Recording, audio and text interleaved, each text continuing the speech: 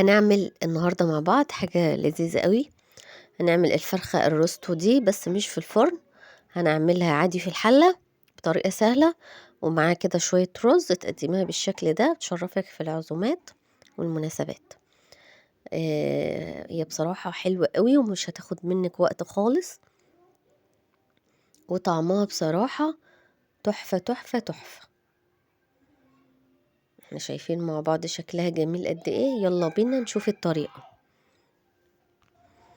معانا بقى هنا انا بس متبلاها من بالليل. انا هقولك على التتبيله اللي انا اشتغلت بيها دي: قشور برتقان، آه، شويه من توابل اللحم، مطحون ورق لورا على الحبهان، فلفل اسود، ملح، والبصل المبشور. وهتدعكيها من بره ومن جوه من بالليل، يستحسن من بالليل. تمام. وشويه قرفه بسيطه خالص.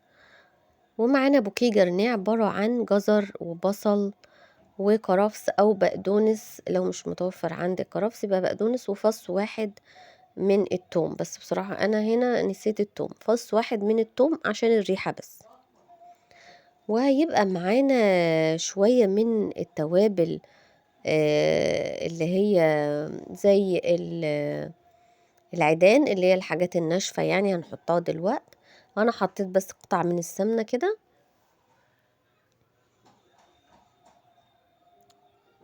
وهنحشي في قلبها كده، هنحط جزء من البوكيه جرنيه بتاعنا اللي هو البصل والجزر والكرفس، شوية في قلبها من جوه.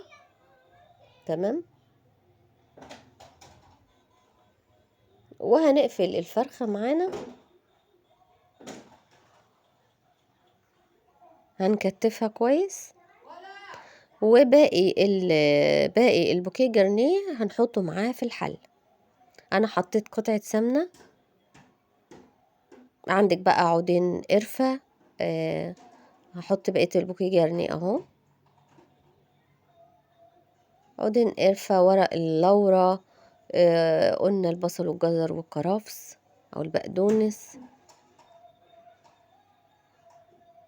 عندك برضو عود قرنفل. يعني الحاجات دي بتنكه اللحوم كويس. ده ورق اللورا، وتحطي حبهان، عندك مستكة. تمام. عودين قرفة، عود قرنفل. يعني بصراحة الحاجات دي هتنكه معاكي الفرخة كويس جدا. انا هشوحها كويس بالشكل ده. انا قلبتها على الناحية التانية اهي، اخدت لون معانا بالشكل ده.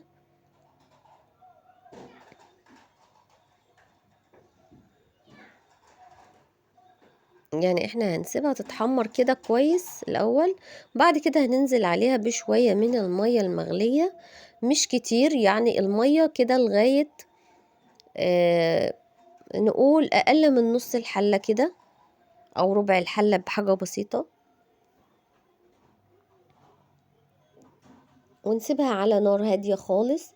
هي استوت معايا اهو، خلاص خلصت. بس ما اقولكوش بقى يعني شوية المرقة دول مركزين قد ايه، حلوين جدا.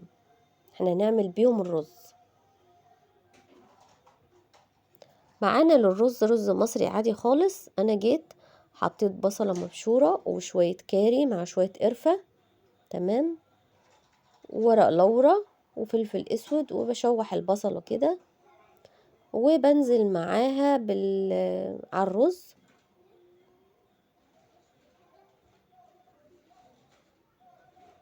ونبدأ برضو نشوح في الرز شوية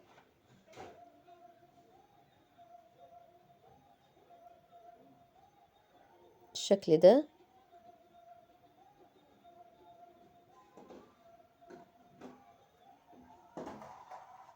يعني ما شاء الله الرز بيبقى طعمه يا جماعة حلو قوي، لاننا بنضيف له المرقة اللي طلعت من الفرخة.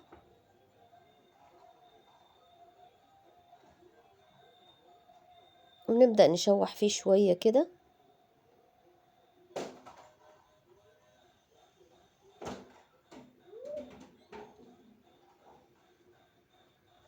وبعدين هننزل عليه بقى بالمرقة المركزة بتاعتنا الجميلة دي. تمام. على فكرة طلعي بقى انتي الجزر والحاجات دي بتتاكل جميلة جدا. عندك طفل صغير ممكن تهرسيها وتديها له. بصراحة انا بطلعها كده بالشوكة وباكلها، وابني برضو الصغير بيحبها قوي.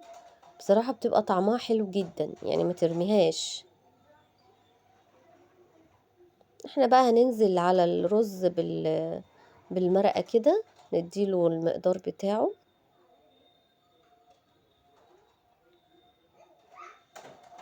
وهنغطي عليه، واول لما يغلي بنوطي شوية النار ونسيبه يستوي معانا.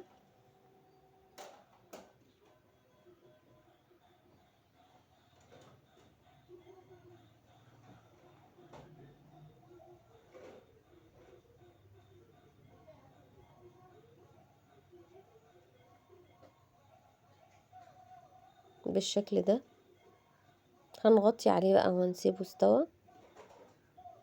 هو معانا الرز استوى اهو، ما شاء الله، جميل جدا وريحته فظيعة بصراحة.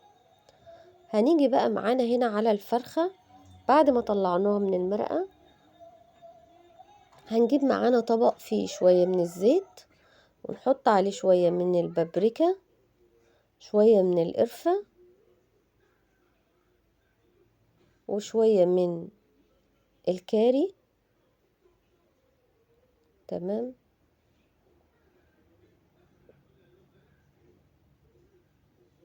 وهنبدأ نقلب الخليط ده معانا، والملح طبعا، ملح وفلفل ده أساسي معانا.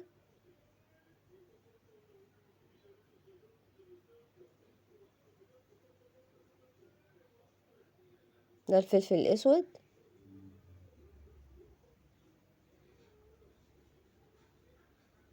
وهنخلطه وهنبدأ ندهن معانا الفرخة.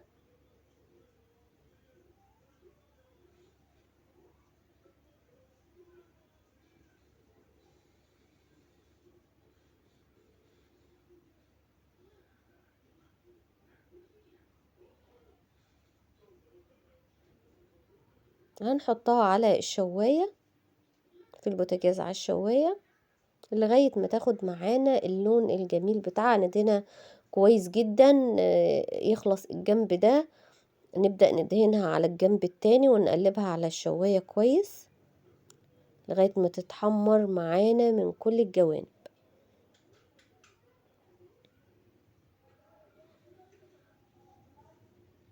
بس وهتطلع معانا بالشكل اللي احنا شفناه في الفيديو. ما شاء الله تبارك الله، جميلة جدا.